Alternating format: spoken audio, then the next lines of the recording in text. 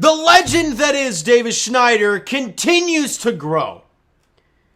I didn't expect to come on here with tape on my face for 3 consecutive games, but when dude is putting up these type of numbers, you kind of have to. You really do. A 4-hit day for Davis Schneider, and since 1901, the modern era, he has matched the MLB record for the most amount of hits in his first 3 games in the big leagues. Crazy stuff. And you know what? If you look at the thumbnail, you'll notice there's a broom there because the Red Sox got swept by the Blue Jays. Problem is, you guys know how it works. I usually toss the broom. Well, I recorded once, didn't like it. Then realized, broken, done, cooked. How unfortunate. This nasty-ass broom has to go in the garbage. But no matter what way you look at it, the Blue Jays did sweep away the Red Sox, and it didn't take some 5-4 Reese McGuire screw-up to win it. The big bats came to play. No Bo, obviously. No Vladdy. No Dalton Varsho. No problem for the Blue Jays. 13-1 win. And you know what? I know it's great vibes right now with the Blue Jays because of the Davis Schneider thing. You sweep the Red Sox at Fenway. The vibes are high. But this is what the Blue Jays have done all year. I'm not gonna downplay this because I'm gonna talk it up, obviously. But this is what they've done, right? They go out there, they sweep a team, we're feeling great, we think this team's finally turned a corner. Then they go to another series and they fall flat in their face, and you're like, okay, right? I'm hoping I'm wrong. I'm hoping this is the Jays team for the rest of the year, because if that's the case, then holy smokes, this team's phenomenal. But Davis Schneider may have injected something into this team that they desperately needed. And it was a new face, and a guy who's going to crush baseballs. Another home run for Davis Schneider today. Like I mentioned, 4 RBIs for him. And that was an outstanding performance from him today. And it's scary that I'm getting used to ripping that thing off. But you know what? I'm okay with it. If that means Davis Schneider is going to be... Well, that was a flub toss. If he's going to be doing that more often, I will put as much tape on my face as possible. I don't care. Davis Schneider, awesome. Let's break down this game, shall we? No offense happens in the first 2 innings. But in the top of the third... Whit Merrifield grounds out to lead off the inning. Then Brandon Belt gets on first. And then, unfortunately, Davis Schneider strikes out because he's cooked. Obviously joking. And he got a guy at first with 2 out. Whatever. Then George Springer doubles to right center. And you're like, Belt to third. Second and third, 2 out. Not getting my hopes up yet. Matt Chapman drills one to left field. I thought it was gone, but it hit the green monster. In comes Belt. In comes Georgie. And the Blue Jays lead it 2-0. Great start for the fellas. A big 2-out hit with runners in scoring position. Outstanding. But they weren't done. Kevin Biggio comes up. Yeah, he's hitting in the 6 hole. What? And Davis Schneider in the 3 hole. What? Love Davis, love what he's done in the series, but my God. And I think they asked John Schneider about, so why is Davis Schneider in the 3 hole? And his response, why not? And I'm like, touche, John, touche. Because then Kevin Biggio comes up, and he drills one to left center field. The one hops the green monster.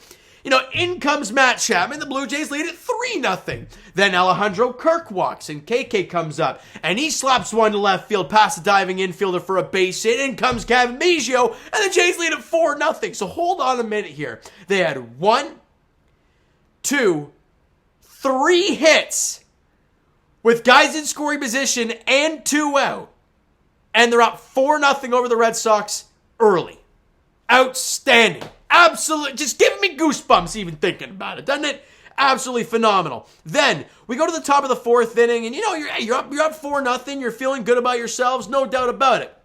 However, you want to continue to add on because, again, it's Fenway Park, and things get frisky at Fenway Park sometimes, so you cannot allow things to get hairy. I'm just trying to pull up my clip here so I can watch it again and again and again. Davis Schneider comes up again in the top half of the 4th with a runner on and 1 out. And he's facing Murphy, the left-hander. He gets a 91-mile-an-hour fastball down Broadway. And, well, the legacy continues to grow for Davis Schneider. Against him in a couple of games. The one's a home run. And guess what he has done again? He blasts it right on out of Fenway Park. And Davis Schneider has been an unstoppable force here in his first 3 games in the big leagues.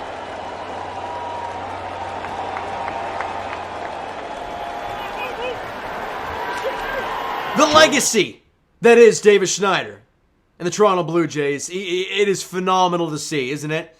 When was the last time us Blue Jay fans have been excited about a kid coming up and performing the way he is? It has been quite a while when we haven't seen some random guy come up and take 5 games to get his first hit and it's a single and then he gets sent down. You're like, whatever, right? Davis Schneider, look, this team was scuffling real bad. They needed a spark. They got it. Wow. Davis Schneider, just a big-time moment for him. And that was a big point in the game, right? 4-0's great, but a grand slam can tie it. I know it's weird to think that way, but you gotta have it in your mind. With the 2-run shot scoring Whit Merrifield, it's a 6-0 ball game for the Blue Jays. Then we go to the bottom half of the 4th inning, and Tristan Casas hits a solo shot to make it 6-1, and they end up getting a couple guys on for Jarren Duran. And it was a full count on Duran as well, and I'm thinking, boy, this is a big pitch here, right? I know you're up 6-1, but God forbid Duran goes deep here. It's a 6-4 game, and it's a totally different game now. But Chris Bassitt strikes out Duran to end the inning, and that basically sealed the deal, because then in the top of the 5th inning, the floodgates started to open for the Blue Jays. Here we go. Ready for this one? Kevin Biggio leads off with a walk. Then Kirk was hit by a pitch. KK then singles to center field, scoring Kevin Biggio. Paul DeYoung singles to left center field. Everyone moves up. Bases are now loaded. Whit Merrifield hits grounds out, scoring Alejandro Kirk. Then Brandon Belt walks. Then Davis Schneider was hit by a pitch, and I was getting a little frisky when I was hearing this because I'm like, no. This dude is turning into an absolute machine. The last thing you want to do is get hit by a pitch, but he's okay. Everyone moves up, and he gets an RBI on the hit by pitch, scoring Kevin Kiermaier. George Springer, sacrifice fly, scoring Paul DeYoung. And the Jays weren't done. Matt Chapman hits a single to right center field, scoring Brandon Belt, and that is it. Top of the 5th inning, the Toronto Blue Jays score a total of 5 runs and make it a laugher. That makes it 11-1 Blue Jays in the top of the 5th, and it was pretty much over at that point. You go to the top of the 7th inning, and just give it to Davis Schneider again. An RBI single to left field, scoring Brandon Belt. Another RBI for Davis Schneider. And then the top of the 8th inning, Dalton Varsho triples to right center field. Kirky comes in to score, and the Blue Jays make it 13-1. And that's all she wrote. You know a crazy stat, and this is why I say this team is so damn bipolar? This team had 13 hits or 14 hits against the Orioles in the final 3 games of that series, albeit a much better team than the Red Sox. I'm not going to cut them some. I'm not going to say that they're the same team because that's quite false. But you had 14 hits in that series altogether, right? In the final 3 games of that 4-gamer. The Blue Jays had at least 14 hits in all 3 games in this series at Fenway Park. That is the first time since 2004 the Blue Jays have done that. Talk about bipolar team, man. It's absolutely crazy. But what I will say is enjoy this. Davis Schneider's first trip to Fenway was a magical one. Don't expect him to do this every single day, but enjoy it when he does. And enjoy it today. No Vladdy, no Bo, no problem for the Toronto Blue Jays. Let's get to these team stats, shall we? Brandon Belt had a good day in the office. 2 for 4, 3 runs scored, and he walked twice as well, getting his on-base percentage up to 371 on the season. Insane for BB.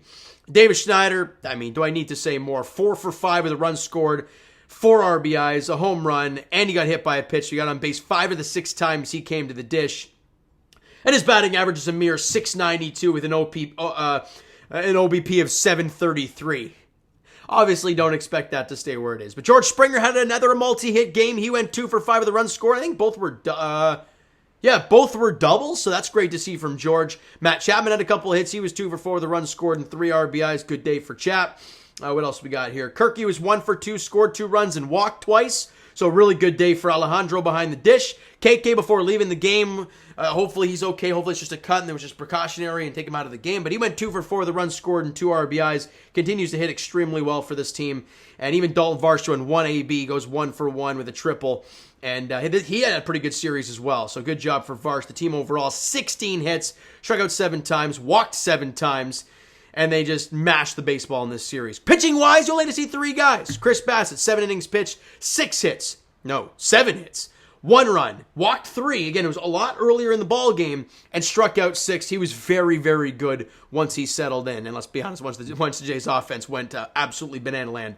Bowden French with a clean inning of work, allowed 1 hit and had a strikeout. And Jay Jackson, good to see him back.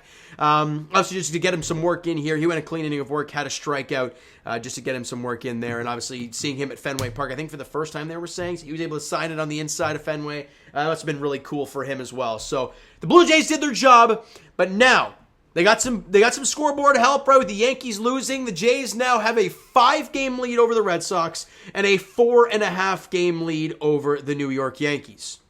Now, we look at our way at the Seattle Mariners. That's kind of the other team that's staying in the loop a little bit. They're facing the Angels right now. It's 1-1 in the 6th. If the Mariners lose that game, they will be 3.5 back of the Blue Jays, and that is where the Jays sit in the wild card. The next team behind you is 3.5 back. You're in a pretty good spot. Keep the train rolling. Tomorrow, you start a 3-game set against the guys that like to fight people. Jose Ramirez, it's a big soft guy, but knocked the heck out of Tim Anderson.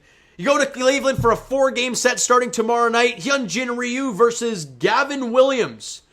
Of course, the Guardians have some good pitchers. 42 innings pitched, 3.38 ERA. However, 37 strikeouts and 21 walks. A lot of walks there. Yusei Kikuchi gets the ball for the Blue Jays in Game 2 versus Tanner Bibby? 94 innings. He's got a 3.14 ERA. Sure.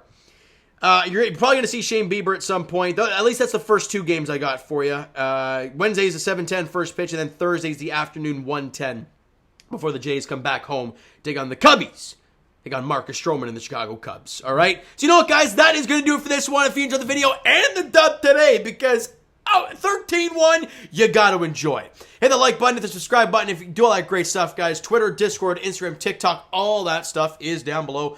And I will talk to you guys, of course, Jays Edition tomorrow night. Game 1 of the 4-game set in Cleveland against the Guardians. Hyun Jin Ryu gets the ball for the Blue Jays in his 2nd start of the season versus right-hander. Hold on a minute.